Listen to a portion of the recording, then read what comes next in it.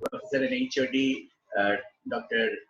Rajesh ji, for inviting me for this session and to address you, all of you, about the current scenario regarding the COVID-19 problem and also some of the e-learning sessions. So hope we'll be having a very healthy discussion. I will try to complete my presentation within say 20 to 25 minutes, and then we'll have the discussion. So please be very frank and get ready with your questions. So we'll be trying to cover everything, whatever queries you have.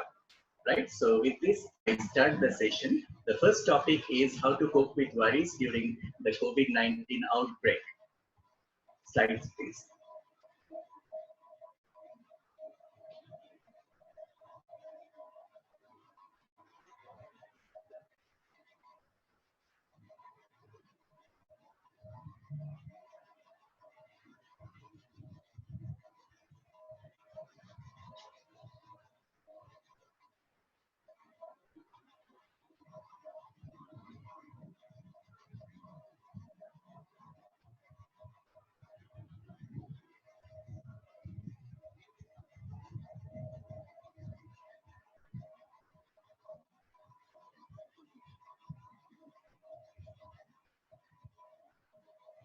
The first one, how to cope with worries during the coronavirus outbreak.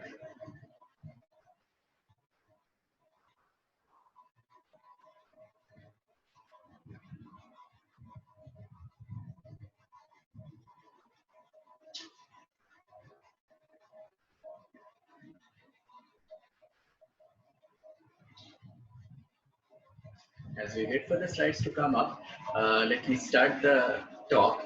Uh, Most of the time, we find that in many areas, due to coronavirus outbreak, the cases are increasing, and the government is actually posing lockdowns, and social distancing has to be maintained, which is also recommended by the WHO.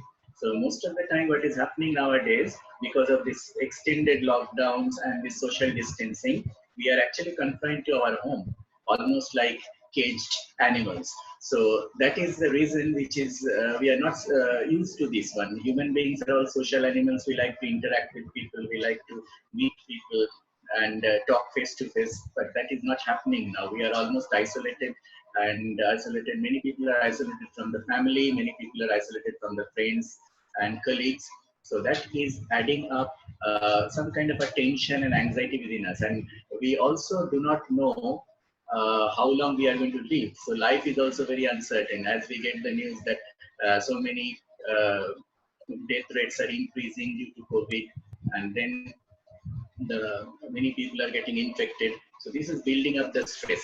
So this session will be trying to find out the various ways we can actually utilize this time for our own benefit, academic benefit and relaxation thing, and getting back our lifestyle in the right mode, and utilize this time positively without thinking negative, without cursing anybody. This is our time where we should not expect any achievement or should not expect anything to any goal to be achieved at this moment. Our main aim will be to survive. That's the main thing right now. If we survive, then we think of the other one. So do not actually stress up yourself that you had a lot of work to do and you're unable to do that one and unnecessary you're wasting time at home. No, actually, when we are at home, we can do a lot of work. We can actually utilize our time for our own benefit. Many things which we thought earlier to be done since our childhood, some passions are there. We had some hobbies, extracurricular activities.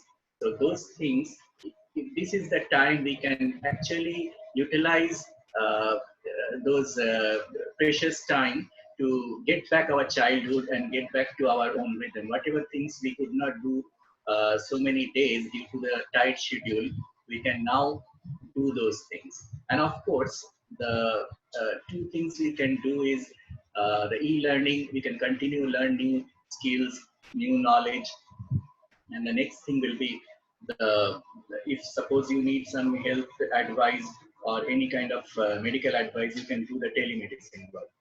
So these are the two things we can do from home. And there are many e-learning resources. We'll be talking about those. Uh, through which we can learn a lot of things, especially those things which we wanted to know. And many people right now are very worried about the coronavirus infection, COVID-19 infection, and they don't have the right knowledge. So the thing is that whatever information you get from internet or WhatsApp or Facebook, you try to search the WHO websites or Center for Communicable Disease (CDC) websites and get the information. Even you can search the Health Ministry websites for authentic information. So then there should not be any kind of confusion, and we know that what is correct and what is not.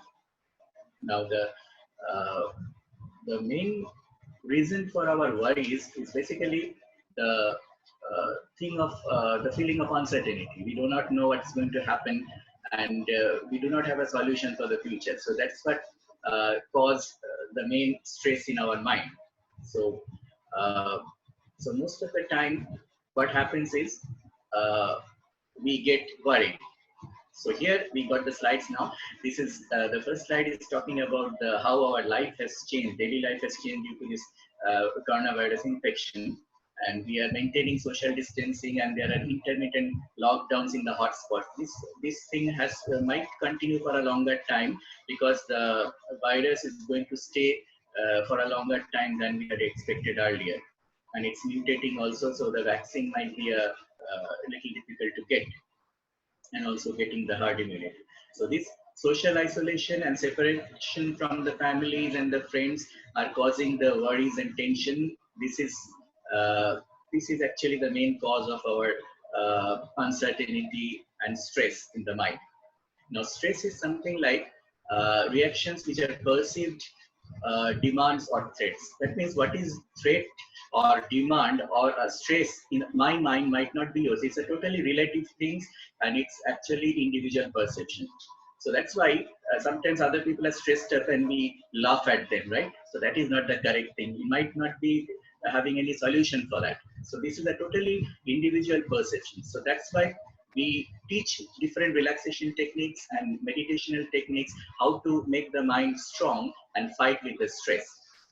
See, whenever we get a resource to fight the stress or solve the problem, we are out of the stress. So always look for the solution. Do not complain about the problem. So this is how we can always stay positive and look at the things in a brighter aspect. Like right now, instead of complaining why I am confined to home, I am unable to go to the malls, I am unable to go to the movie theaters, you just see how we can utilize this time for our own academic benefit or research benefit. So this is going to keep us one step ahead of the others. Now, talking about the eustress, there is some kind of a stress which is a minimal stress which is important to drive us for our day-to-day activity. If there is no stress, we won't excel in life, right? So there is some kind of a stress which is required, which is going to propel us forward. So that is called eustress. But when that stress builds up more and more and we are unable to bear it, it becomes distress. But there is a very thin line between stress and eustress and distress. It depends on person to person. So you more and more you meditate, more and more you become mentally strong, and then you can tolerate more amount of stress. So most of the distress will convert into eustress for it. You look for the benefit of brighter aspect of that stress. Utilize that stress for moving forward. Now here, there are different causes of stress, the situations, many times we are racing against time, many times we are trying to satisfy our seniors uh, or many times we are actually fooling people. So these are all the stresses happening there. And many times we are actually competing among ourselves, within ourselves. So these are the things. Now, stressors are event, experience, or the environmental stimulus that causes significant stress in our mind. So when we are stressed up, we need to identify what are the stressors. So we need to grade them according to the severity and try to plug those stressors. Then we can be coming out of it. The main stresses are basically some kind of a catastrophe or disaster, like now we are facing the pandemic of this coronavirus. This is one of the things. Then major life events like marriage, death, birth, something like that. And micro stressors are our daily conflicts. And then ambient stressors are our environmental pollution and environmental other events which are causing the stress. So here, there are many things about the stress which is relative, and then it depends on person to person. This is a thing you need to remember. There is nothing like a clear-cut definition of stress, and there is nothing like a universal stress. What stress is for me might be different from you. You might not feel that stressed up. So with that knowledge, we move to the management. So here comes the first thing. Whenever we are actually stressed up, say avoid unnecessary stress, alter the, what these are the techniques basically, alter the situation, adopt the stressor, then accept the things that you are unable to change. That means you accept the stress that I am unable to do that. You accept your limitation. That is the first step to come out of stress. Then you look for the fun and relaxation techniques and the lifestyle modification. These are the ways you can get out of it. Otherwise, stress can lead to anxiety, then sleep disturbance, then hypertension, diabetes, and all sorts of problems. Look for a support system whenever you are stressed up. Look for some friends, look for some senior, look for your mentor who are going to listen to your problem and try to give some solution. Or even people, if they listen to the problems, if you can express yourself, you feel much better. After that, inside that kind of stress is given out, you share it with somebody, you feel much better, and then you can fight the stress. Then when you are listening to somebody who's stressed up, become a good listener. Always in life, try to become good listener. Don't give your own views. Don't share your views unless another person is actually asking. So always keep in mind, be a good listener. Listen, listen, listen. Don't give your own impression. Don't become judgmental. Don't give your ideas on others unless they are asking, other people is asking. Because everybody has got a mind to share. They have their independent thinking. They might be thinking in a different way than us. So they might not be wrong. There is nothing called an absolute right or wrong in this world. So whatever we feel absolute wrong might be right in the subsequent period of time when the time, place, and person changes. That's why we see in medicine, most of the time it's a dynamic thing. What is a good clinical practice now might be the malpractice in future. This is what there. So these things keep in mind that always it is going to change. Our nature of truth is going to change. Then do not compare at individual level. Do not compare yourself with others. Do not compare your children or your spouse with other people and get stressed up. Comparison will be required when you take a public decision for saving the community or something like that when we do the research work. Otherwise, individual level, do not compare. This is the most important advice. The next thing is avoid rationalization that I cannot do. Find out hundreds of excuses that I cannot do this work. It's very difficult. Why this problem is given to me? Instead of that, look at the positive aspect of it. Maybe life has given this problem because you're the best person to solve it. Right? So whenever we get a problem, instead of complaining why I got the problem, why me, why I am suffering, no. You just look for I am the best person to solve this problem. Let me try with all my experience, with all my ideas. Let me try to solve that one. So you get a different feeling about it. Like say we are playing the computer games, right? As we play, get into different levels, the game become tougher and tougher. So life is also like that. As we improve our experience, we are doing good karma. We are actually moving up the ladder. So we get more difficult problems each day. So this is where you have to stay positive. Look for the difficult problems and try to solve them, and always look for the solution. Do not complain and be a part of the problem. You be a part of the solution. Try to find out what are the solutions we have, and out of that, what is the best feasible one that you execute first. We need to get them in an ascending order and see which is the best possible solution that you step. The moment you find a solution for that problem, you're out of it. And certain things which might not have a solution at this point of time, that one you leave it for the time to heal, because as the time, place, and person changes in future, there will be a solution for it. So whatever is possible for you, give your level best, but do not try to change anything. We have not come this world to change anything or change anybody.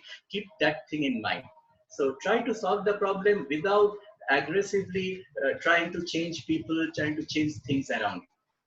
Remember that most of the problems are actually psychologically created. They are actually mental blocks and temporary mental blocks. As we analyze the problem and go deeper and deeper, you find, if you look into spirituality or philosophy, you find deeper and deeper you go, you find it is vacuum. It's totally empty, just like our universe. There are very less matter and most of the things are actually emptiness. So that kind of a thing is the problem basically. And these problem solving exercises, always try to get into, whenever somebody is talking about the problem, you listen to it properly and then see whether you can solve it or not. But interesting is, most of the time we do not have our own problem. Most of the time we try to solve our other problems for which we do not have any solution, and we get stressed out. Now, this is where I'll say that do not actually aggressively try to help everybody unless you are in a position to, you're in a comfortable position. Now, always set up realistic goals. Do not actually compare yourself with others and set up huge goals which you cannot achieve. That will cause depression and stress. Now, always the goals should be realistic, and you should be according to your limitations and according to your pace. You set up the goals and try to achieve them. Go slow. Do not move fast. Do not try to change things very fast pace, because here you cannot change the surrounding environment. You can change within yourself. Whatever the shortcomings you have, you can change yourself if you are aware of it.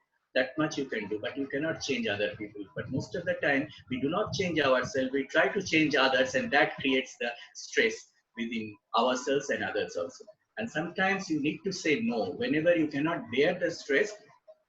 There is any kind of, say, you're racing against time, or you are actually trying to achieve too many things in life. Try to become simple and say no and relax. Do not build up the pace. Do not rush against time to achieve so many things, because in life we might not be looking for so many things. We might not be needing for so many things at the same time. And avoid doing multitasking. Wherever possible, you tackle one problem at a time. Try to avoid multitasking, because if you do multitasking, the quality of every task might be affected. If you do one task at a time with full dedication, the quality will be better. You might see that you have done a good job, but later on, if you're doing multitasking, you might feel that you would have done that job in a much better way. Now, become very organized and schedule your work and set up the priorities. Then accordingly, you tackle one problem at a time in a day. So always go slow and give enough time for one problem to be sorted out before you move to the next. Now, next thing is give yourself some kind of a rest and eat properly, have a routine life wherever possible, and give self-care. Remember that when you are stressed up, you need to look after yourself more carefully, right? So this is very important, and do something what makes you happy and enjoyable every day. So this is something like give yourself time. I'll be talking about it much a little later also. Give yourself some time for relaxation and rejuvenation, and then sometimes you can take power naps also wherever possible. Whenever you are tired, just take a break for around 20 minutes. So 20 minutes power nap is just like restarting your system, just like restarting a computer. So then you can perform better. So don't stress yourself, don't stretch your limits too far every day. Try to take breaks after work. So ideally our concentration span is 20 minutes. After that you can take 5 to 10 minutes break each 20 minutes work. Then your performance becomes better, right? And then try to add laughter and humor in your life. So try to mix with people who are very jolly, who are very happy. Try to watch some movies which are cartoon movies or happy movies, humorous movies, or reality shows like Laughter Challenge and all. So remain happy most of the time. Now, this is another very important advice. This is like spend time with your creative activities at least for 20 minutes a day, maybe before you sleep or maybe evening time when you come back from office or school or college. So this is the time. Maybe you're a painter, maybe you're a musician, you're a vocal singer, or maybe you're a dancer, maybe you're a good cook. So whatever you like, you spend 20 minutes time with it. So that this is the time you're giving to yourself. Otherwise, most of the time we are living other people's life, right? So this is one moment where you do it for yourself, live it for yourself, and you enjoy it. Now you can play some indoor games wherever possible, and then these indoor games should be of some analytical thinking and coordinating skills that will add up to your that will actually relax the mind also and add up to your analytical skills also. Now, this exercise is a must nowadays. So we advise at least 30 minutes of exercise in a day. That's the WHO recommendation, especially like in the evening time when you come back from college or university or schools like that. and or from the office. That is the time you take, you spend some 30 minutes of free hand exercise or light exercise or even yoga, and then relax. This is the time you can keep your body fit also, and the whole day's worries are actually washed off when you are doing exercise. Sometimes you relax on the sofa and then look at the nature. You can do yoga, meditation. These are the relaxation techniques. Always give yourself some time and enjoy the nature wherever possible. Or you can watch the travel channels, and that also will make you happy. There are some other things like deep breathing exercise, muscle relaxation techniques. Then you have the visualization. This is a nice thing. Wherever you have visited nice places earlier, right? You can close your eyes and imagine as if you are getting back that place. You're traveling there and you're enjoying those things, those places again. Or if you're watching the travel channel, you can actually think that you are actually traveling in those countries and feel very happy. It's like a virtual world where you feel very happy within yourself. Imagine. Now, yoga is one thing which is very useful for us. It's a very ancient Indian technique, and always try to find some time to do some yoga practices. But do the freehand one and the easy postures. Do not go for the tough ones at this point of time, because if you have sprain, it will be problem. Nowadays, doctors are not available in the OPDs. Nobody is available there. It will be a problem. So do some easy postures, and do not actually put stress on your back. So do not bend the back too much, and do light exercise. Then comes the meditation. This is a must now. Adapt these meditation techniques in your life. There are many meditation techniques. We are actually working with the insight meditation. So if you are interested, you can communicate with me later. So we can actually teach step by step how to do it.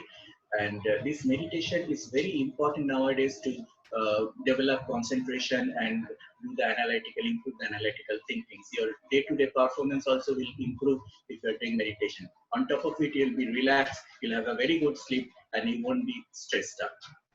So these power meditations are like small chunks. You can do this meditation. Like you can start with 1 minute at a time. Then you can increase it to 1 minute like that, unless you reach 20 minutes time. So each day you can add up 1 minute of meditation. And during that time, you are spending time to yourself. You are actually knowing your body, how it is actually reacting, how the sense organs are reacting to the external stimulus, how your body is talking to yourself. So this is a very important feeling and very important understanding. So that's why it's called insight meditation. And then later on, when you have developed this insight meditation, you are going deeper and deeper. You will have a feeling of let go. You won't be holding back to your egos or ideas or materialistic possessions. You will be open to mind. You will be helpful to everybody, and you won't be bossing to anyone. You will be opening up. You will be giving everybody a chance to talk and trying to help. We have come to this world to help others, not to live our own life. So this is the philosophical level, this important message we need to remember. And then sharing. That's the thing. Human beings are social animals. We need to share our ideas. We need to share our material possessions with others wherever there is an opportunity, and try to make people happy. If you can make people happy, that is the best happiness you get back. This is the most important message now. So always try to make people happy, and always acknowledge people, those who have helped you in life and helped you to grow, helped you in some way or the other. So directly or indirectly, whenever you get an opportunity to publicly thank them, whenever you acknowledge somebody, you always do it publicly. Whenever you criticize somebody, you do it in private. So this is a very important message. Always keep in mind. Now coming to the other one, say minimize your expectation. This is like whenever you are helping somebody, don't expect anything in return. Whenever you are doing a job, don't expect that the boss is going to acknowledge you or the teacher is going to acknowledge you, right? So just do your job the best way you can. Do not expect anything. Then there is no stress at all, right? And always give an opportunity to learn from others, right? Now in Japan nowadays, they are practicing something called minimalism. They are trying to get rid of most of their materialistic possessions and keep the house as empty as possible. And this is like, then you find that the items which spark joy within your mind, the things which are really dear to you, or the essential things, they are only there so that you can appreciate them. Otherwise, most of the time, there are too many junks in the house. We cannot appreciate what we like, what we not. Similarly, for the friend circle also, we have so many thousands of Facebook friends or 2000 WhatsApp friends, but whenever you need any help, nobody's there, right? So that is why always be choosy about your friends with whom you can share. So that way, it is a minimalism practice within your friend circle also. Then you find that the people who are very dear to you, people who are very helpful, the people who wants to listen to you, right, who wants to help you, they will be surfacing in your life.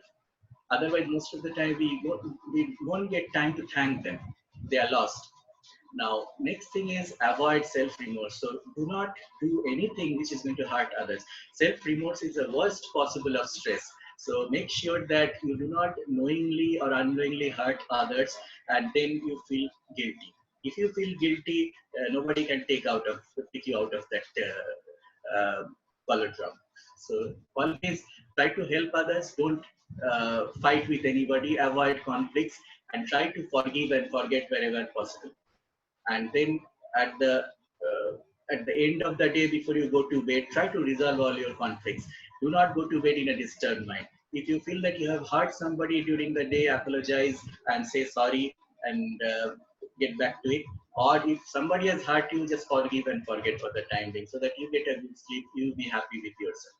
Now, perform good deeds whenever there is an opportunity. Always look for an opportunity to do good to others, but always take a consent wherever possible. Because sometimes if you are aggressively trying to help somebody and if the person doesn't need your help, might be offended.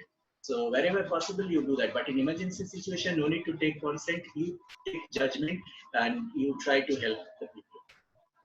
Now, stress relief reminders. This is make gentle reminders. Remember all the positive things which have happened to you, all the happy moments of your life, and then keep a gratitude journals. Like say, gratitude means the people who have helped you all the time. Try to remember them whenever you are stressed out. So look, be in a positive frame of mind, remembering happy things and remembering people who are very helpful to you. Now, carry home messages.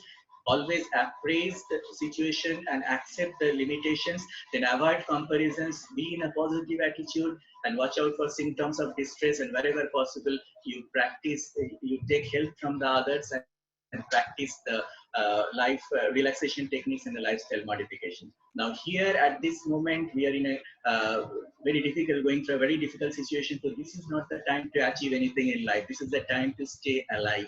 So that is the main goal of life. So do not waste time in fighting with anybody. Now, always try to get back to your life. Suppose say we have hurt somebody throughout our life or somebody and the person is still alive. Take this opportunity to say sorry to that person. This is very important thing. You might not get the opportunity again. So with these words, I like to open up the forum for the discussion. Thank you very much for your patient hearing.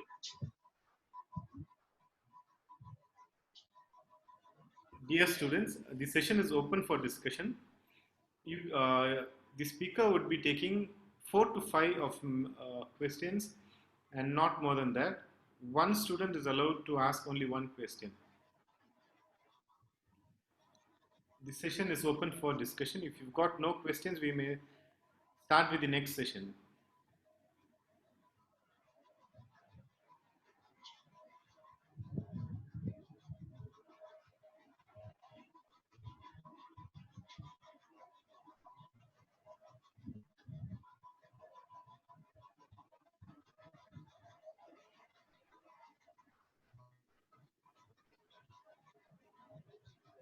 Dr. Anku, is it okay if we can start with the next session? Yes, actually, if they can think of some questions, we can discuss later also. Yeah. So yeah, people can prepare their questions in the time being, and we move to the next presentation. I'm just going to share the slides for the next session.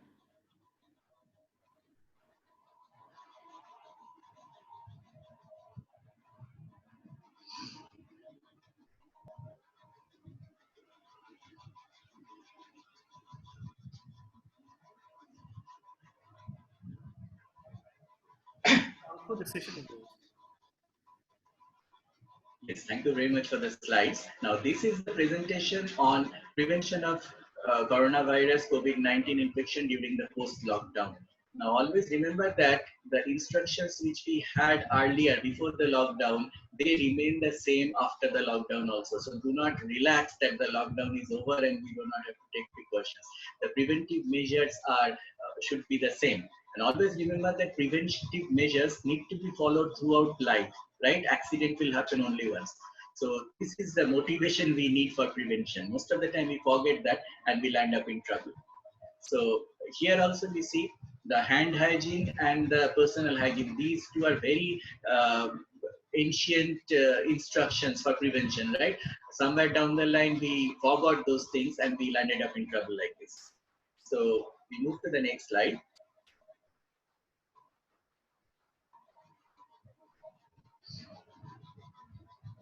Now, the first prevention will be from the head to toe, will be preventing ourselves, right? So we start with the head protection. So whenever you are going out, always cover your head with some kind of a hood or turban or some kind of a surgical cap if you can get hold of it, 3-ply surgical caps. Those will be very useful.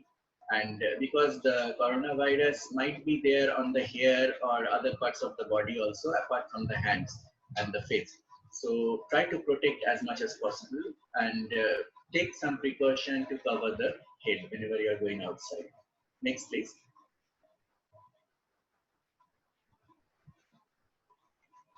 Now, protecting the eye. Within the house, you can wear the zero power specs if you have. And when you're going out, either wear the zero power specs or wear the safety glasses or the goggles if you have. Those will be protecting better. And this will be protecting from the pollution also, and apart from it, the dust particles and also the coronavirus. So this is a very important message whenever you are going out, to cover the head and put some protection for the eye also, because the conjunctiva is very vascular and it gets infected very fast. Next, please. Now, coming to the face protection, right now, whenever you're going out, always wear the face mask. Now, try to get the disposable surgical masks, which are 3-ply ones, and you place a piece of kitchen tissue inside for a double protection. And then suppose you are not having the face mask, you can use the handkerchief or some other cloth material like a cotton material or something, and put a layer of tissue inside for the double protection. So this is very important, and remember that the nose and the mouth should be properly covered. Whenever you are talking to somebody, do not remove the mask. This is a very important thing. So always wear the mask when you are outside. Don't remove it, right? Unless you come back home. Next, please. Now, hand protection. We are talking about the hand washing repeatedly. So wherever possible, this one should be, these advices should be a part of your life now. Like wearing the mask when you are going out.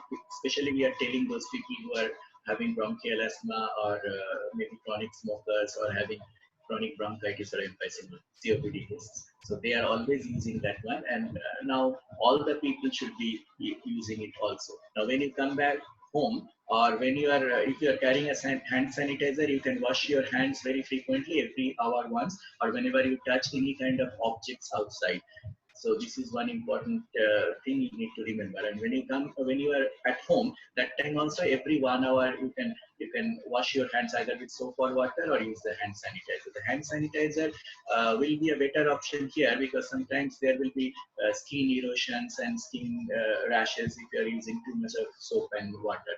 And many places you might not get the water also. So make a habit of carrying hand sanitizer within your pocket or in the bag wherever you are going out from now onwards. And before washing the hands, remove all the jewelries and watch, and then do the hand washing.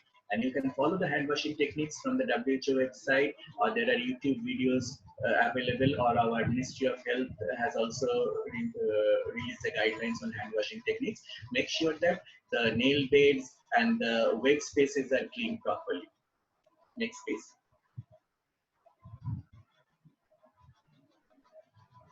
Now, whenever you are doing online, doing the financial transactions, you are ordering something from the market or ordering, getting some parcels or something like that, do the online transaction from nowadays. Always wherever possible, do the online transaction. Don't touch the notes, because the notes and the coins are the things through which the virus can actually enter our home and affect us. So avoid touching the coins and the notes. Suppose you are touching the coins and the notes, you can use the hand sanitizer and use those things to mop the notes and the coins thoroughly before you keep them in a place.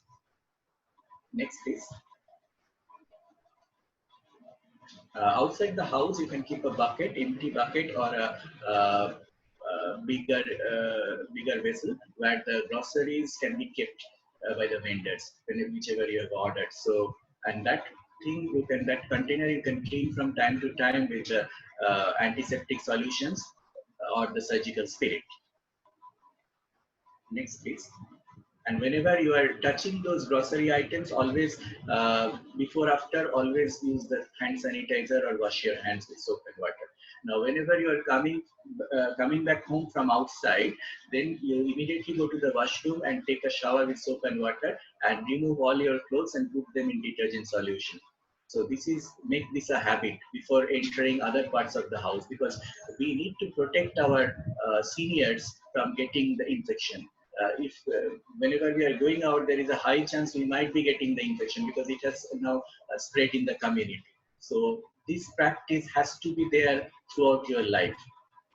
Next, please. Now, next thing is, whenever we buy some items from, or buy some grocery items or any other stationery items from the shop or the supermarket, we order online and they deliver it, and we keep it, they are delivered outside the house on our container, which are keeping outside.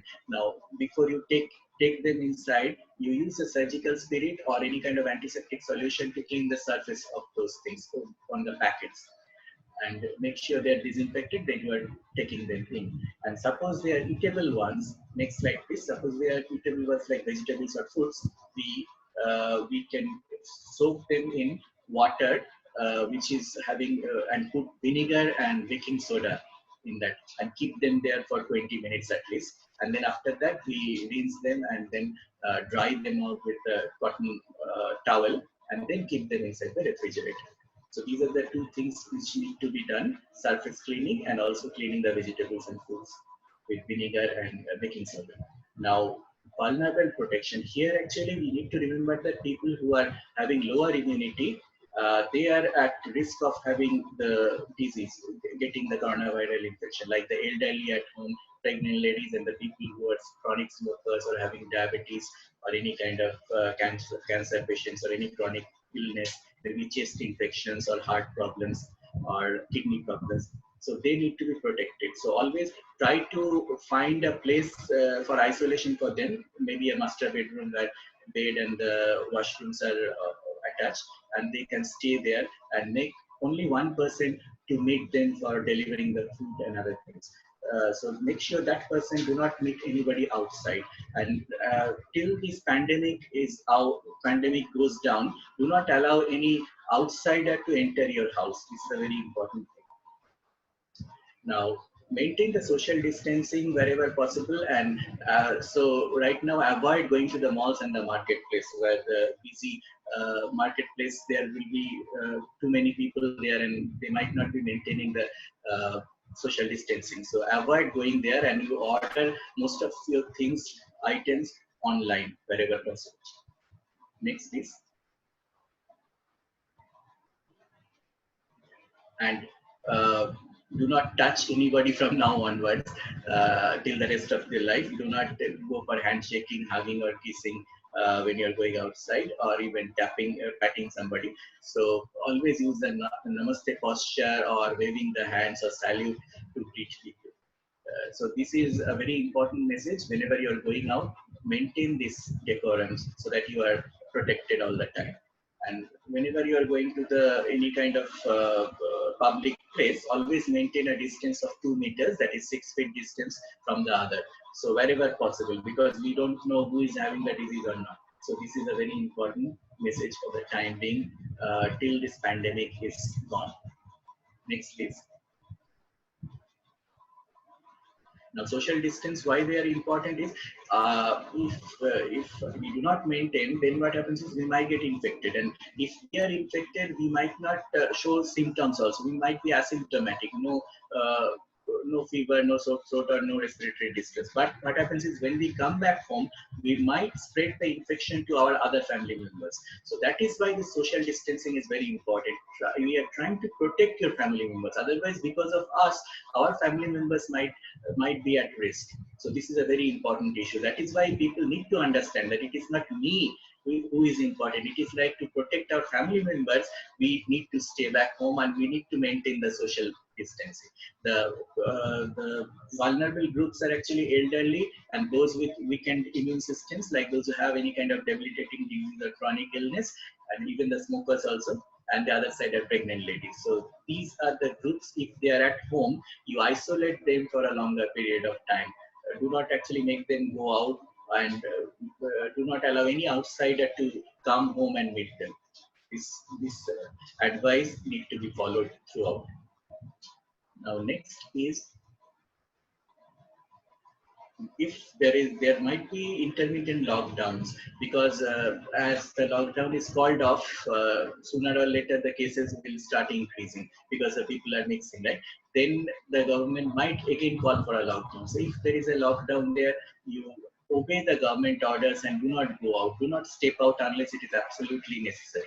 Now this is the point where we say that since schools and colleges are all closed right now, so you concentrate on e-learning. This is the important thing, and through e-learning you can learn a lot of new skills, lot of new ideas you'll get, lot of new things you'll be learning it. This is very important. And suppose you are sick, you can go for telemedicine consultation from the doctors instead of visiting them. Nowadays, if you call the doctors there is a risk that the doctor might be seeing other patients also from there. He might be carrying the virus and it is coming to you. So that is the reason, like, physically better not meet any health worker or even the doctor at this point of time unless it is necessary, and better not visit the hospital also for this purpose, because the hospitals also, many people are not they are hiding their disease condition. They are actually not they are having paracetamol and Advil, and then they going to the doctors, and there is no fever, no sore throat, nothing, and then they are not giving any travel history also. So maybe they have gone for some other problems. They are complaining, maybe abdomen cramp, diarrhea, or something like that. And then when they are admitted, after maybe 6 hours or 8 hours, the fever starts, and then they start investing. And then they will find that after investigation, they will find that COVID is positive. So this is what is happening. That's why by that time, the person has entered the hospital and moved to the OPD and other places and consulted the doctor. Many people got the disease. It got contaminated, and many people got the disease in the hospital. So many of the hospitals are shutting down because their own healthcare workers, the doctors, nurses, attendees, they are all actually getting infected because of this reason. Because the people are not honest, and this problem is happening there. So that is why, do not take a chance now. Do not go to the healthcare facilities unless it is absolutely necessary. So avail the telemedicine services. Most of the doctors are providing that through WhatsApp or other apps. So you can talk to them even over the phone call. Also, it can be done. Many diseases we can manage with that. So avail those facilities and do not go outside unless it is absolutely necessary. With those, I'll be because these things we are actually trying to flatten the curve right now. These lockdowns is not a solution to stop the problem of this coronavirus. It cannot stop the spread of the coronavirus that significantly, but it is actually buying us time to prepare our health facilities to cope with the coronavirus, to get the ventilators ready, to train the doctors and nurses how to cope with that, to get the PPE equipments. We are actually doing that one, and indirectly or indirectly, because the people are not mixing too much with each other, the infection spread is also quite limited. But the problem happens is, if somebody is infected, we are not doing the screening. There is not enough screening done in the community. That is one drawback here right now. And because of that, if somebody is infected, he's infecting other members in the community, other members of the family right now. So if one person is infected in the family, might be all the family members will get the disease very fast, because we are not doing the screening. So this is the problem right now. But we have to live with it. Let's see if if we get the screening done fast, then what happens is those who have the disease, they need to be isolated. Those who are in contacts, close contacts of those people who are turned out to be positive, they need to be quarantined. So quarantine and isolation has to go hand in hand with the rapid screening, and the rapid screening has to be a part of this lockdown process. So with those, I will open the forum for the discussion. If you have any doubt, we can discuss these things. Thank you very much for your patient hearing.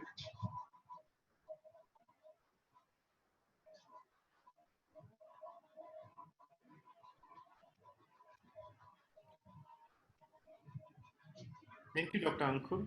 This session is now open for discussion. Dr. Ankur, our students are very smart. They know almost each and everything of the pandemic. And I believe they don't have any doubts. And it's been a series of, since now it's like series of webinars that the students attend. Per day, they attend like 5 to 6 webinars related to COVID, and I do understand what they feel. So, if no one has got any questions, I don't think shouldn't be a very big issue. We may jump into the next session, which eventually is something new to the students, because you are the master of e-learning, a person whom I've admired all my years. So, if with your permission, can I open the next slide, the next session, please? Yes, we move to the e-learning part then.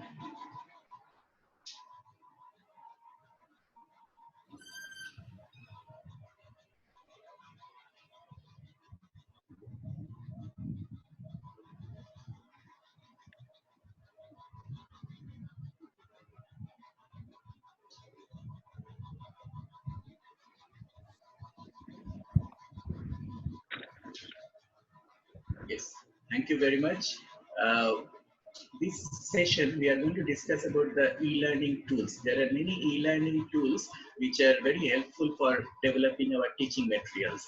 And even for the students also, sometimes suppose say you are maintaining your blogs or maintaining your YouTube channel, you can use some of the tools to develop your teaching materials. And even for your say extracurricular activities, you want to showcase your extracurricular activities or your talent, you can actually edit those videos properly and make them more interesting for engagement. So these are the things you can do. Right now, I have used a very basic tool, which is the free one, that is your PowerPoint, and then converted them into the videos. So this is one of the easiest thing you can do without investing any money, extra money here. But there are some other tools where you can do animations and so many other things over the time, and you can make it more interesting. As and when you develop your interest in developing videos or maybe teaching materials for e-learning, you can go for the different kind of tools, maybe the paid ones also, professional ones also, to get it more interesting. And suppose from here, if you get the idea, you can actually request your faculty members to use also these things. There could be a e-learning maybe a team should be there to help out with this. And I'll always request the student to develop the teaching learning materials, because always they come up with very nice ideas, innovative ideas, which we don't think many times. So there could be e-learning competitions also among the students, and you can use different tools to project what are the important things there. Now in e-learning, the future will be the micro teaching. That is like we in a capsule will be teaching about different topics, break it into smaller parts and present. Then it will be the personalized learning, which is actually any person can learn anything which they want according to their own time space. There should not be any class as such where time to time you have to attend and come there. So this will be the future of all learning. The next thing will be the gamification. This is like you add some games in the teaching learning material, which will involve the students in learning it properly and play the game and score high marks. And then there could be some kind of a prize distribution also. Those who are performing well, they get some awards or something like that. So this is one important breakthrough in the e-learning thing. Then comes the machine learning, which is artificial learning, as you might have heard so far. There are in many healthcare aspects, we have got the artificial intelligence working there. So this is where they will be aiding us in analytical thinking, and that will minimize the mistakes which we do, because human brains cannot do repetitive things for a long time. So there will be mistakes there. So that will be avoided by this artificial intelligence. And then comes the functional MRI thing, which is the absolute level of learning when we don't have any teachers there. The teaching materials will be actually the learning skills, and the teaching materials, they will be actually imprinted in the brain from the brain of a person. It will be, the impression will be taken and it will be imposed on the other person without that person even bothering to listen to it or concentrating on it. So this will be artificially created, but then the government won't be allowing it that much, because that can be exploited for other reasons. So that is the ultimate future of our learning, where we don't have the teachers. Now coming to the e-learning tools, because the e-learning is going to stay for a long time till because our internet accessibility is increasing, electronic gadgets people are using more and more, and the internet speed is also increasing. So that's why we are going to have e-learning things more, and with that e-learning thing you can learn many things at the same time, uh, many new things which you like, right? It's not a part of the curriculum. You can sit on the net and then you can get that information and you can learn on your own. So these are the opportunities now, that learning has got no bounds, and more skills you learn, you become ahead of time. So something you have to do which others don't do, right? Then you'll be selected at the beginning itself. So the basic thing we start off with, any kind of e-learning thing, is the Microsoft Microsoft tools. That is the PowerPoint, then Word, and the Excel. The Word can be converted into PDF files also if you have. But whenever you are giving some handouts or poster, make sure the information is minimal and only the essential information is given, and you give some diagrams or image which is going to support that message. Use minimum information. And then nowadays for videos, the YouTube is the best one. So many of you, if you are interested, you can develop your own YouTube channel and start putting up your videos there. People will be appreciating it, and later on if you become teacher, then those videos will be helpful for you also.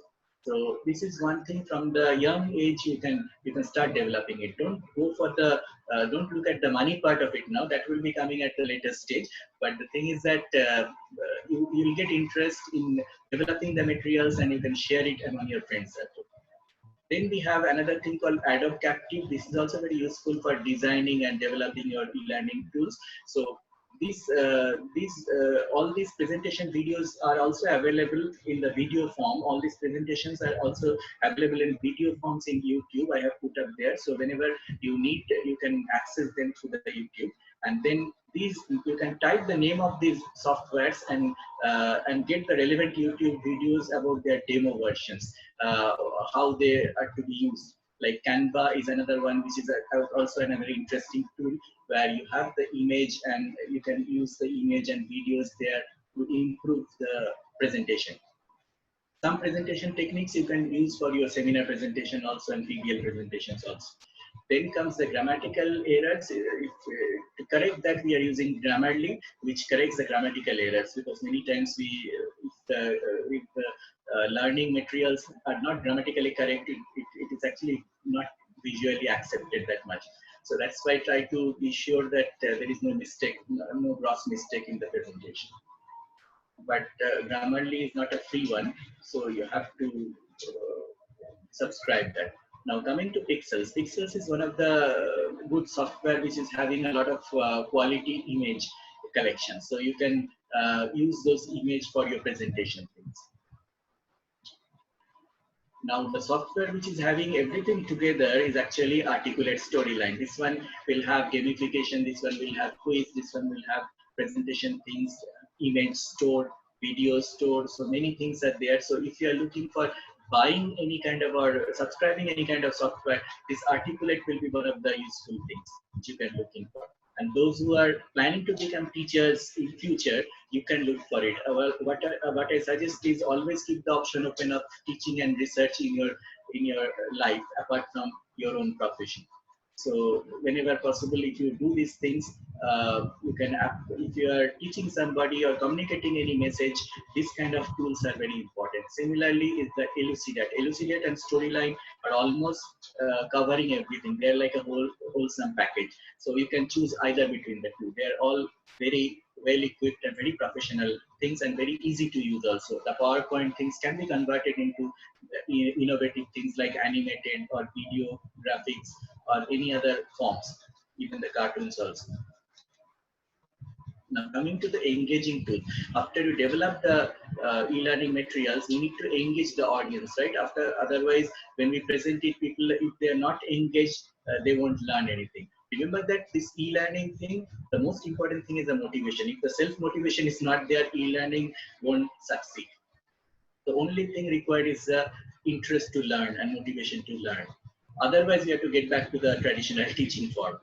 Now here, there could be a EPBL form of a thing like problem-based learning or project-based learning, and this one is a small group discussion. Maybe in a small group you have 4 to 6 person in a group, and you can discuss about a problem-solving exercise, and you can discuss about a project and think of something innovative which is not done before. So this kind of things, if you can think of from zero, if you can think of something or a problem is given, you're trying to solve that one, that involves everyone's attention, and everybody will be thinking analytically and sharing their views. It becomes a teamwork also, and then you can actually develop your leadership qualities also there. Now, the Google Drive is also another thing which is easily you can share the documents there, and one document can be edited by multiple people from different parts of the world simultaneously. So this gives an opportunity to develop a teaching material or a project proposal, something where different people are working from different parts of the world, and it is actually linked to your Gmail account. So that becomes very easy for access. Now, Animoto is another tool which is helpful for animation purpose. Now, all these tools, how they are to be used, you can get into the YouTube for their use, and they have a demo version also. They have a free trial also, maybe 14 days free trial. Within that, you can use it 2-3 times and see how the things are happening. And if you're satisfied, then you go for the subscription. Otherwise, what I suggest you is right now, don't go for subscription for anything. You just go for the free demo version and utilize and see how they are, and go to the YouTube to see their demo videos. And DPT is also another tool which is also used for sharing project ideas and documents and even videos and audio clips there together. So there is hardly anything you can choose in between. Then MindNote is one important thing where you have the brainstorming sessions can be mind maps here. So this is one thing where when you are planning for a project, right from the beginning itself, the thinking is coming up. It is not a very concrete one. In order to make it like a concrete or in a sequential manner, you can use the mind mapping tools. Then EveNote also captures something like your movies, then notes, and then your create to-do lists. These are also useful for research work also, like mind mapping and EveNotes. They are also used for research work and also for project-based learning. Then coming to the next thing, you can use any one of these tools. No need to have so many tools there. Whatever is free right now, you can use it.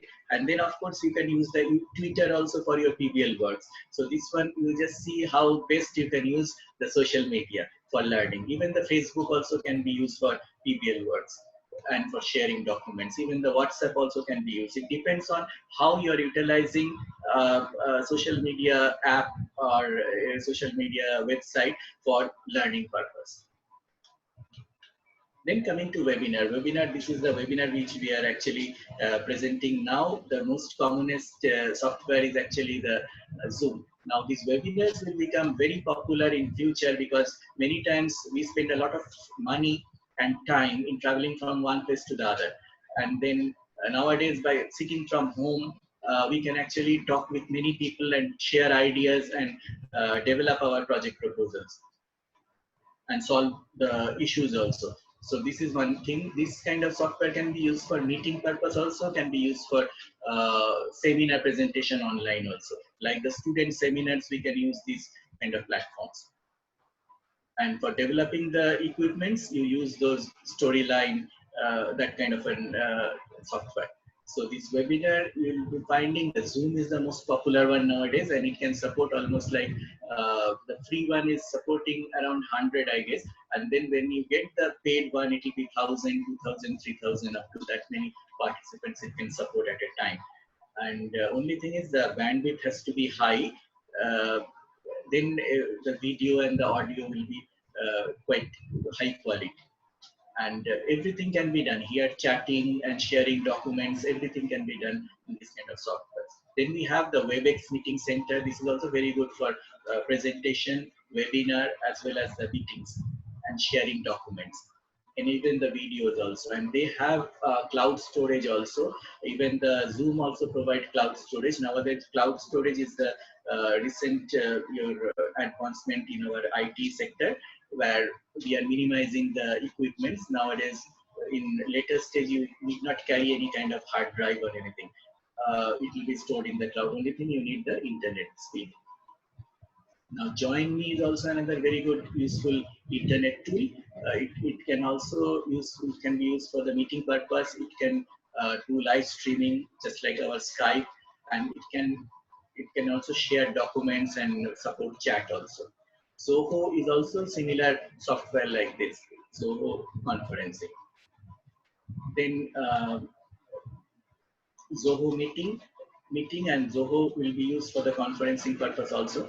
And they will be actually, they can import the video clip directly to your website or your blog. This is one advantage here. Otherwise, all other software you can import to your social media accounts.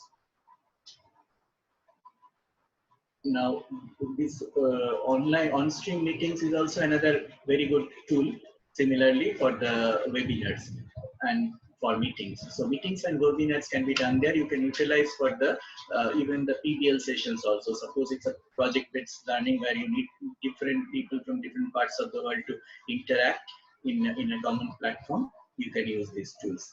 Then another one is the AnyMeeting. This is also very popular one. So I have got the most popular ones tools here. So you can choose among them. There is hardly anything to choose between them because all are very popular things and many people are utilizing that. Only thing is the bandwidth might be a different for different tools. So that one you have to look into their instruction manual before you purchase it. Next thing will be the quiz. Now, for engaging purpose, one interesting thing is whenever you teach somebody, if you can add a quiz element, people will be liking it. They get involved in that. But always try to see if you can add some awards to it, awards or rewards, then people like more. Like who has become first, who has become second, who has become third, something like that. And these kind of quiz tools, the beauty about this is just like in reality shows, we take the polls, right? So this kind of things, when you are immediately, you can ask a question and immediately the people from their smart device, they can answer, or from the internet, from the website, they can answer the things. And then you can see the statistics in the form of bar diagrams reflected on the screen where you are presenting it. So it's a live demo of the reports. So this Poll Everywhere is one of the very useful softwares, and they have all these softwares, they have a free lookup version also and free demo version also, and there is a free trial version for almost 14 days, 7 to 14 days. So you can utilize these things for learning purpose, and they will make the things interesting. Suppose you are giving a seminar presentation or you are giving a PBL presentation, that time you can use some time or the other in the middle, you can put one question, then after maybe 5 minutes, you can put another question, like that, so that make sure the audience is always connected to you. Then Classmaker is also another tool for the quiz purpose, and all these things, they will be projecting the result on the screen in the form of bar diagrams and giving you the statistics also. Later on, you can look into the statistics, the analytical data, and see how many male, how many female people of which age group has answered well, which device they have used. All those data you can get it from there. Then comes Raptivity. This is also another tool for which is also desktop based. It's supposed to desktop based activities also apart from the app, and this is also for surveys and the games. And even the quiz, whichever is used for the quiz can be used for the surveys also, and your real-time poll also. Now here the top grade is also another very popular tool, which is also used by many people for this purpose. Even the teachers are also using this one. But many times top grade and the poll everywhere, they are very much appreciated during the teaching learning sessions. Then comes FlexiQuiz. This is also another useful one, and this is much more easier to use actually compared to the other things. But here, basically, hardly any difference between the quizzing tools. Only thing, the internet has to be, internet support has to be there. That's all. There should be a real-time bandwidth should be supporting so many devices in that institution wherever you are doing, or the server has to support that. Then we'll be getting these results fast. Then ProProps, this one also helps to develop the quizzes. If you give them the question, they will ask you for the options and all, and then you can fill them up, and they will prepare the quiz according to their format. So this becomes even easier. And these quizzes can be used for your blogs or websites. So I'll advise most of you, those who are good in studies, those who feel that you want to share your ideas, very innovative one, you can start writing your blogs, right? Sharing ideas. This is very important thing. Once you start writing blogs, automatically you'll get ideas of developing the your teaching learning materials for your audience. So there, that time we'll be looking for this kind of tools. Now coming to the gamification one. Gamification one is this is actually, this software is nothing is I think free right now. These are all paid ones. So this is the thing, when you are going for gamification one, you might have to subscribe to some kind of a software for supporting these things. Otherwise, you can look into the demos and get the ideas what type of games you can do and how innovative it can be. Those who are doing computer games, they will be more interesting in this kind of things. Now, Articulate Storyline, this is the software which I was telling you earlier. That software supports everything. Quiz, your PBL learning, your gamification, everything is there. Animation is also possible. So every kind of thing, even video making, it converts the presentation into videos also. So that Articulate software is one of the things. Suppose you are purchasing some kind of going for a subscription, you can go for this Articulate software, Articulate Storyline.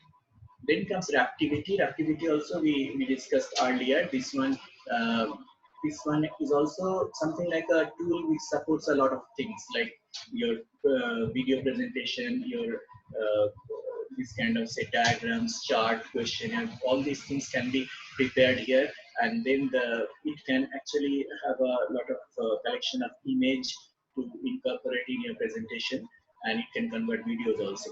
iSpin is also another similar software like this, which is also useful for gaming purpose. So this one is also a little bit costly one, but it is also supporting the other features for any kind of PBL presentation, meeting, or conference things. On top of it, gaming is there. On top of it, quiz is also supported. Now coming to the Adobe Captive, this one, not many features are there, but this one supports the gaming one. So that if you are looking for games and quiz, you can use this Adobe Captivate also. Now, um, this gaming is not a must thing, but the most important thing is your content should be very well written and very precise. And after that, for engagement, you can add the quiz from time to time and add the gamification. Do not waste too much time on gamification and quiz, and then the content itself is very weak. That is not appreciated. Now, Elucidate is another one, just like our Articulate Storyline. These two, you can choose between these two, Articulate Storyline or Elucidate. These two are very user-friendly one, and you can use them with ease without having too much of training. So with that, I end this session. Hope you have liked it, and this is just like a trailer. I am giving you different names of the software, so you can run my videos available in the YouTube on this topic, and you get the names of these softwares, and you look into the demo version in the YouTube channels for each software. See how they are working, and see some project works done with this software. So you get the idea what all things you can do, and then you can get into the website of these softwares and see their official demos and officially what are they claiming, and you can interact with them to see if they have a very discounted pricing or something like that, or they can give you a free trial version for extended time. So these are the things you can discuss with them. Usually there are different package for the students also and the researchers also. Suppose you don't have a fund, they might be helping you out with some extended demo period, extended free trial period where you can use those tools. So thank you very much for your hearing and hope you have liked the presentation, and I'll be open for questions. If you have any doubt or anything, any clarification you need, I'll be happy to answer.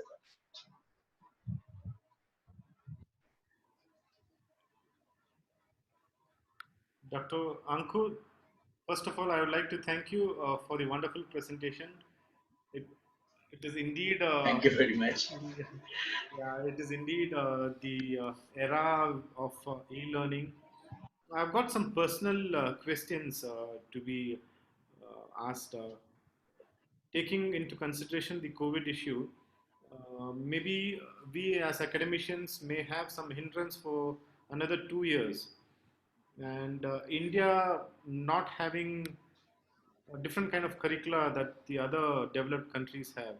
And even we don't have the curricula wherein things are very clearly defined in terms of how we are like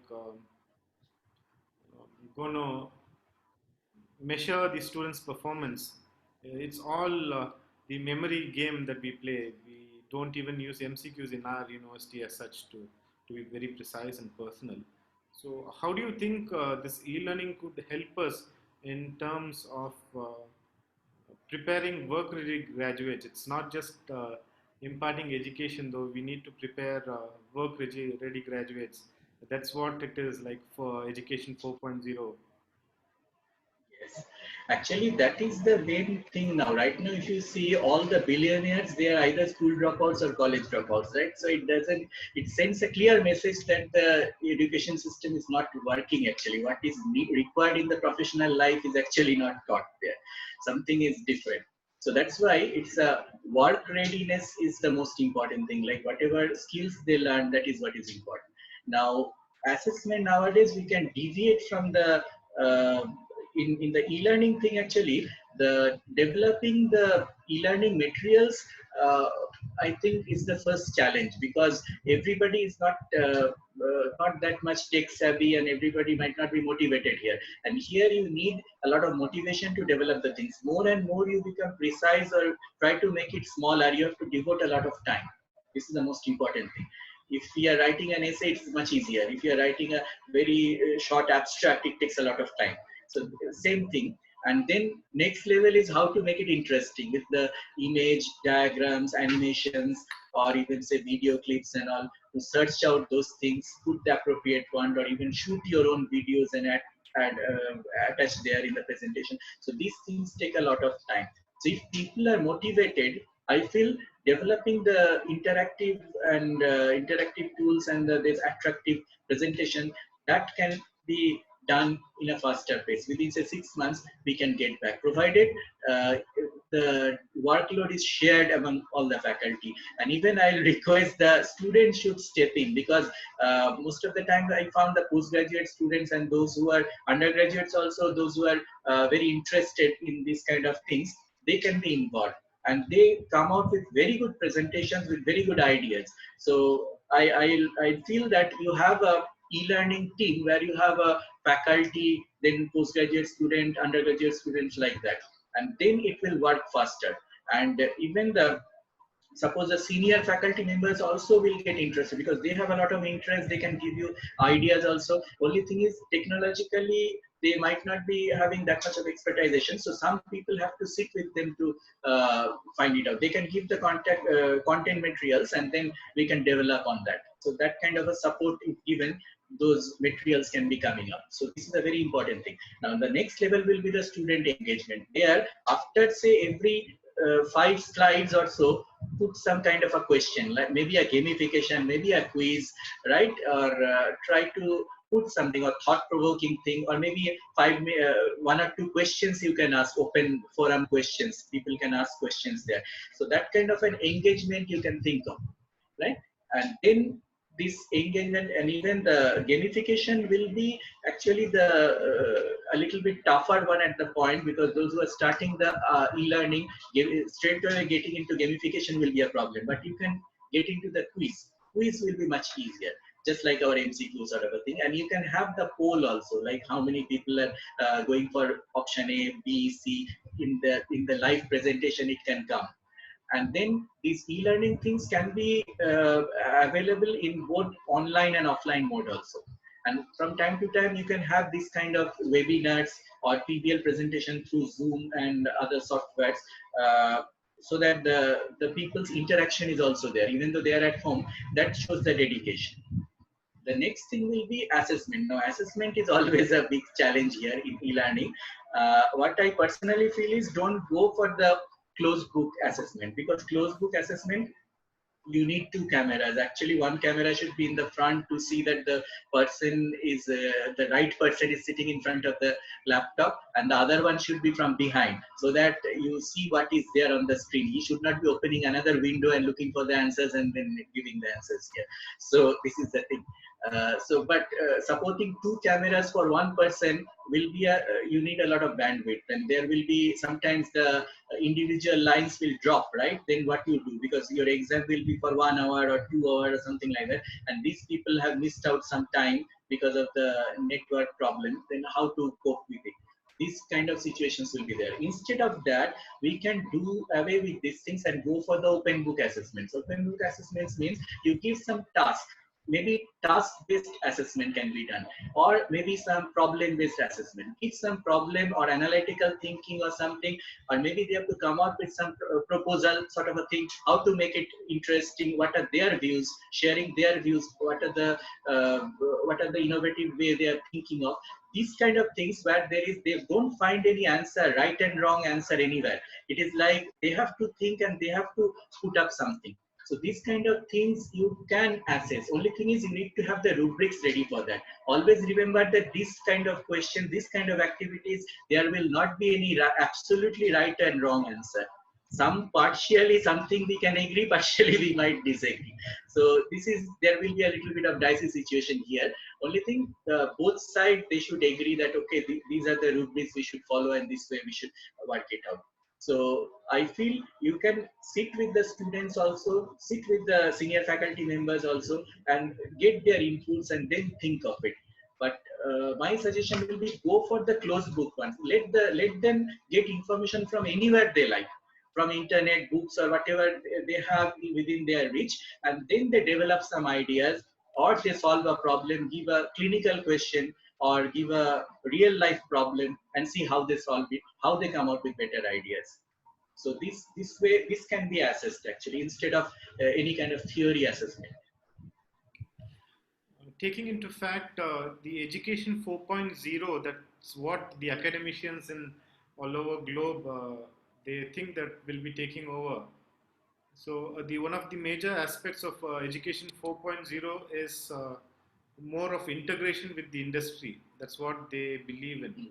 So with this COVID pandemic, and we are supposed to, we are supposed and we are likely to start learning to live with it, and maybe things won't resume as per the normal for more than a year or so.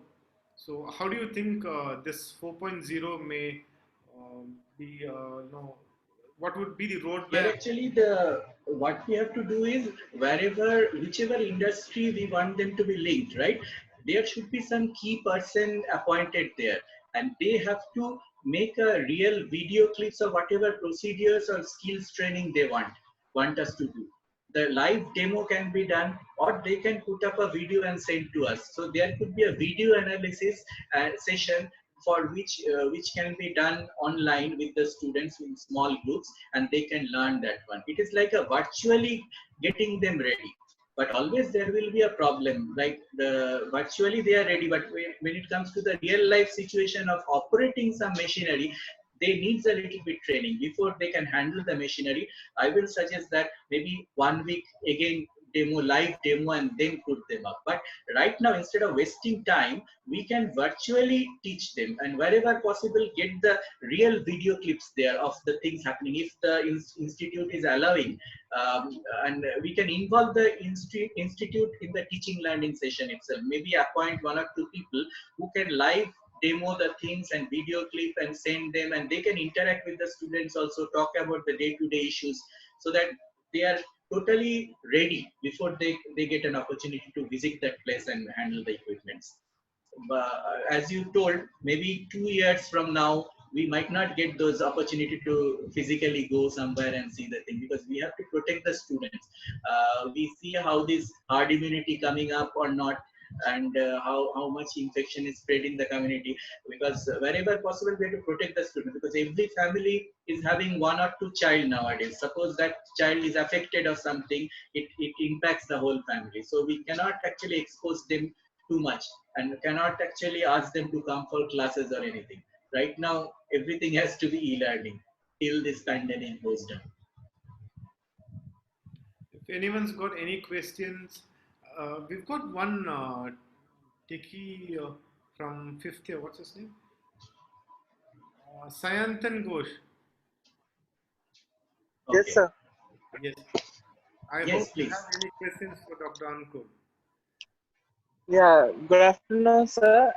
My question to you will be, sir, in this pandemic situation, we see that many people are using hand sanitizers, and quite frequently they are using without any proper measurement or anything such.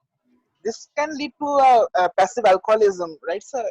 Do you think that what will be the amount of hand sanitizer and for how many times they should use it? Hand sanitizer usually, if it is a thicker one, which is aloe vera based, only 2 drops is enough actually. And suppose it's a liquid one, then maybe it is going for 4 drops, something like that. It's only glycerol based, then it becomes a little liquid. So then you need the 4 drops. And now the hand, including the nail beds, wet space up to the wrist has to be clean, right? Only thing is that if the person is developing some kind of a skin rash, then he should change the hand sanitizer, right? In my YouTube channel yesterday night, I have put up a video on the WHO recommendation of hand sanitizer, which can be prepared at home also, and on to make it more like a skin friendly, some kind of oils, herbal oils can be added to that. So that I have discussed. So if you get some time, you can go through it and you can prepare your own hand sanitizer. So that is like permutation combination of different kind of essential oils and emollients to make it more smoother, so that we don't get the skin rash there. But as far as the efficacy of the hand sanitizer is concerned, remember that the hand sanitizer will be effective only for 2-3 minutes.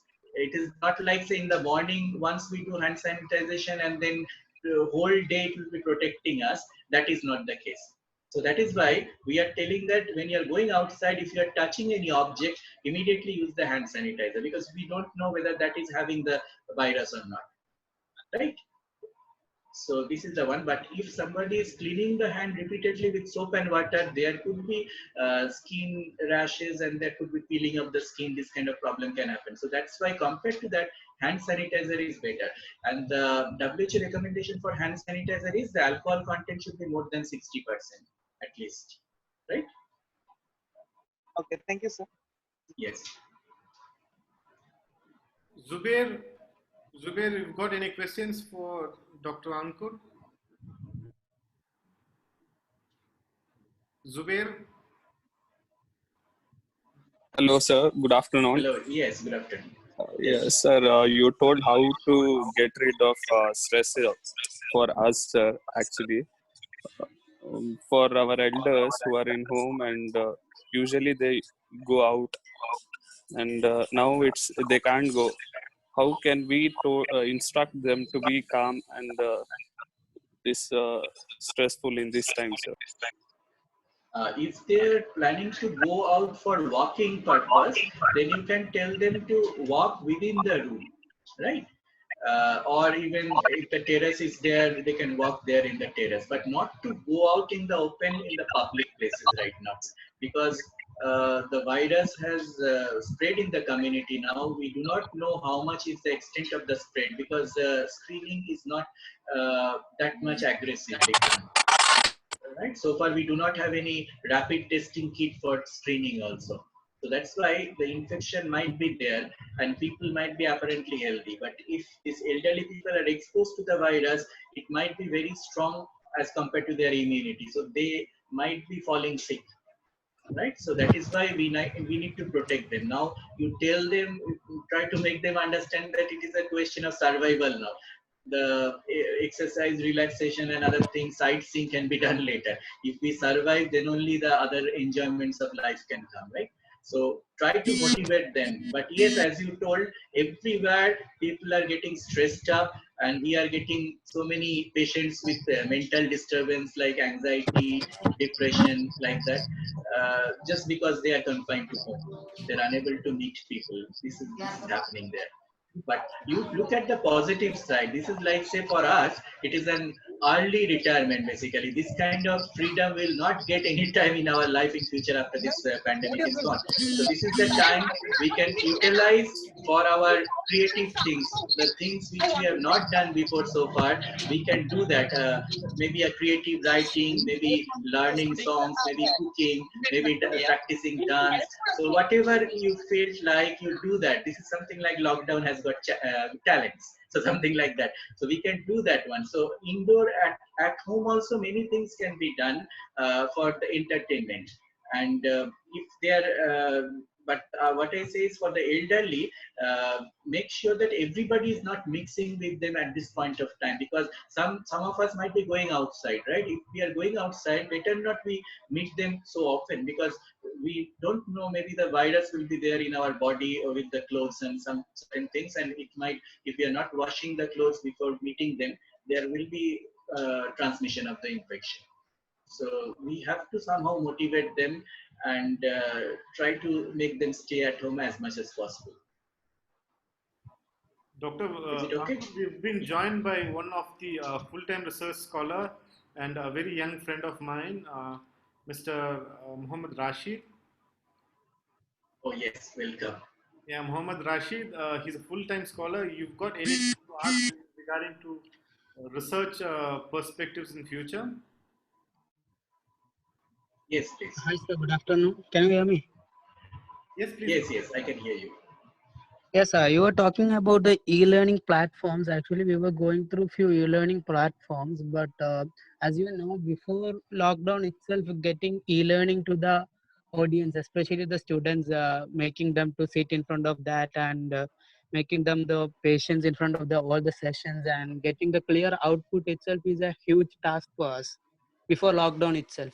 So how we can make it more presentable in case of these times, and how we can validate the contents what we are providing is really reaching to the audience, as well as how we can estimate what will be the outcome of our sessions or the e-learning platforms in their academics or career or any other aspects, how we can validate it as well as how we can get the outcome of that.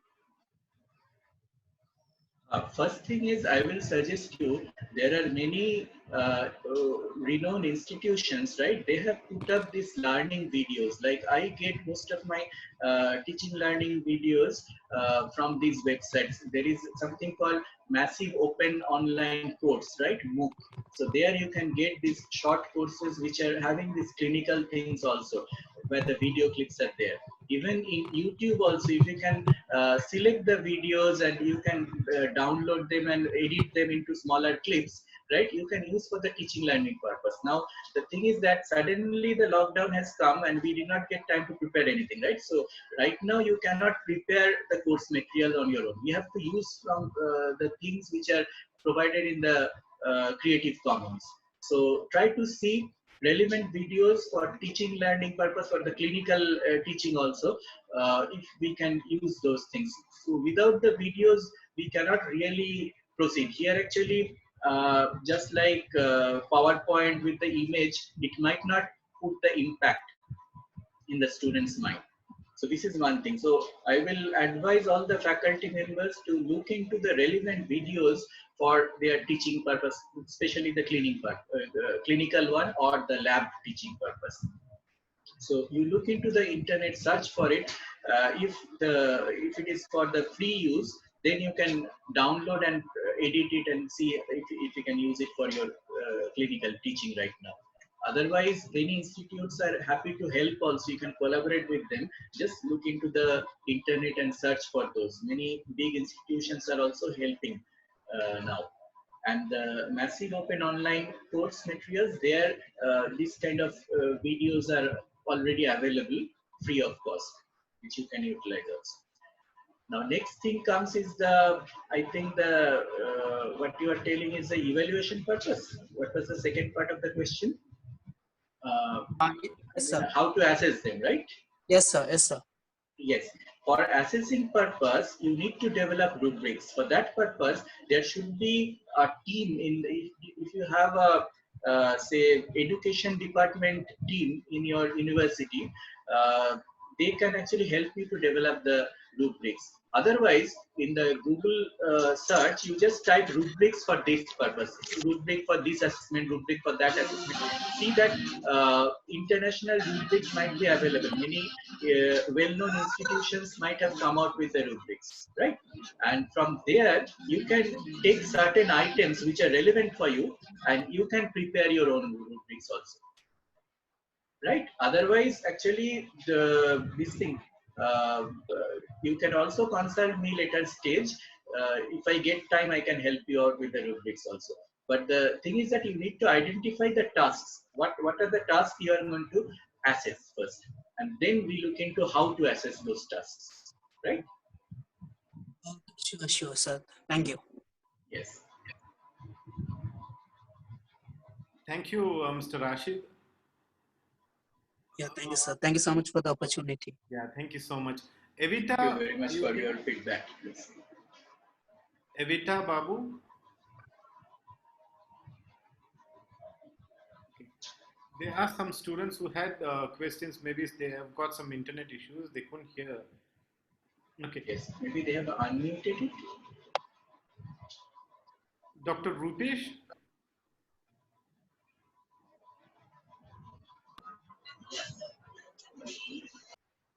Yeah, we've got Professor Dr. Rupesh. Yes.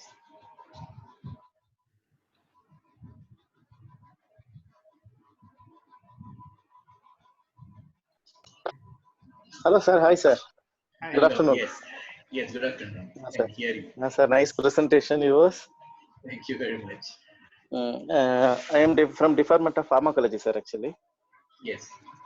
So what we discussed, everything is okay, sir. When coming to this research, particularly towards practical, hands-on practical training for animal experiments, how come a student can cope up with this, sir? Simulated experiments we can show, but Yes. once if the person or the research scholar is involved in animal experiments, then he can get the knowledge. Animal experiment right now, I think it will not be possible because this, we are not allowing the students anywhere. Yes, sir. So if there is any teaching material available, like some video on step by step how to do it, that you can do. But I feel that those videos might not be available that much. Yes, so sir. this will Actually, be, for sir, sorry to yes. disturb you, sir. Actually, No, for tell me. to undergraduate level, it is okay, sir. We have some simulated experiments, but when it comes to like master degree and the PhD level, how come it will helpful, sir? Right now, actually, the practical thing might not be able to do that. We have to wait and watch till you get an opportunity to get into the lab and then do that one. Suppose they are allowing you, the lab opens up and you're doing that one, then you can develop your own videos or demo videos, because there might be intermittent lockdowns and shutdowns going on and off. So the student might not be able to do the work in real life for the time being. This one has to be like a virtual training for the time being. They're mentally ready till they get the opportunity. And this kind of thing right now, we don't have the 3D models also to teach anything. Like we have the anatomy 3D models for Netter's Atlas and all. We learn it through that. This one is not having that. So this is one important thing which you have really identified. Right now we don't have a solution for this, but maybe theoretically we can get it ready. Then we can teach them the ethics parts and other things, and then which condition they should do, which condition not, and what to expect. Those technical things we can teach them and get it ready. And then how to dissect the things, animals, and how to do that. Those dissection videos, if they are there, they can watch it. But Yeah, sir. as you told, real life feeling is different. When they're doing it in real life, a lot of problems they will be facing it, even though we learn it Yes, sir. virtually. Yes, Yes, sir. there Yes, is sir. no actually, We don't solution to have this solution now. problem right now. No, right now not actually. But we try to utilize the time for the best actually. Let them be technically, theoretically ready, and skills also, if they are interested, they can try it out on different models at home. If they can get some kind of a thing, some kind of a dummy models or something, if you can think of, with that they can do it. Maybe soft toy dissection or something like that. So that is the only thing they can do right now, because unless they have a real chance, it is not possible, Mm. right? Yes, sir. Okay, sir. We are trying, sir, actually. So yet to Yes. develop the softwares for this. No, it is actually, see, nobody was expecting this kind of a thing to happen so suddenly, right? So we are not ready at all. And this kind of development of these teaching materials for e-learning is a very tough thing, actually. One small thing takes almost 2-3 days, right? Even a Yes, small sir. PowerPoint presentation, if you want to do it properly and then engage the students and all, you'll find that 1 week is gone only on that. And Yes, sir. as you do it, you get more ideas, you get it more charged up, you do that one. So I mean, it's a time taking thing. E-learning is actually takes up almost 4 to 5 times of your normal teaching time, a normal Yes, preparation sir. time also. So it's Yes, a sir. Yes, sir. big dedication. That's why you need to have a dedicated team of, say, students and faculty together, and all can work together to develop part by part of it, and then you integrate and present it. Then actually the if the student involvement is there, they will use it also. See, I have participated in that thing. My presentation is there, my part of it is there, so I will be using it. He'll be telling his friends also, they will watch it also. So this is how the engagement involves. So always I will suggest that you involve the students also. See who are good in that, who wants to volunteer, involve them in that, and then acknowledge them. You can hold some kind of a competition also, infographic competition, or educational video development competition, or maybe animation competition, something like that, for this educational instrument, and see how they are performing. It's amazing thing actually. Yes, sir. Sir, really nice to have with us, sir. Your Thank presentation you was very so much. useful. Yes, sir. Yes, sir. On behalf of our team, I want to thank you, sir. Thank you very much. Hope Yes, we sir. get this kind of frequent interactions in future, and try to do some justice to our students in future. Sure, sir. Thank you Sure, very sir. much. Okay. Thank you, sir. Thank you. May I request all the participants to please unfreeze their camera so that we can have one photo with all the screens.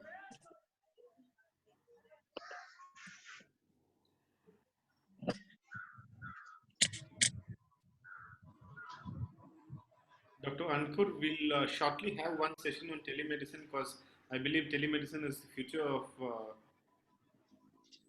medicine, and that's the market now, I believe. So I'll just speak with our fellow colleagues, and maybe if you could be kind enough to accept, hopefully we'll have one more Yes, session. yes.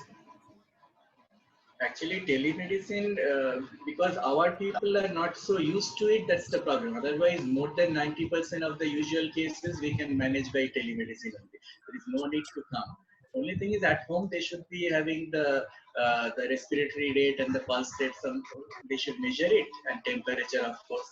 And if the person is having blood pressure or blood sugar, these parameters, if they have the equipments there at home, and then they give us these reports, it becomes easier for us to manage. Otherwise, weapons are all same, right? The medicines, the chemicals which you are developing, right? Those are limited ones. We have very limited medicines for tackling more than 2000 types of disease. So if the person is very clear about the health issues, very clearly they can say, and we get these parameters, we can manage it actually. I would like to thank you wholeheartedly to have accepted our invitation and to have spared so much of time for us. On behalf of Adichushi College of Pharmacy, Adichushi University, I wholeheartedly thank you. Thank you, Dr. Ankur. Thank you. Thank you very much for giving me this opportunity to interact with all your students and faculty. Hope we meet up soon with some other interesting topics. Thank you very much.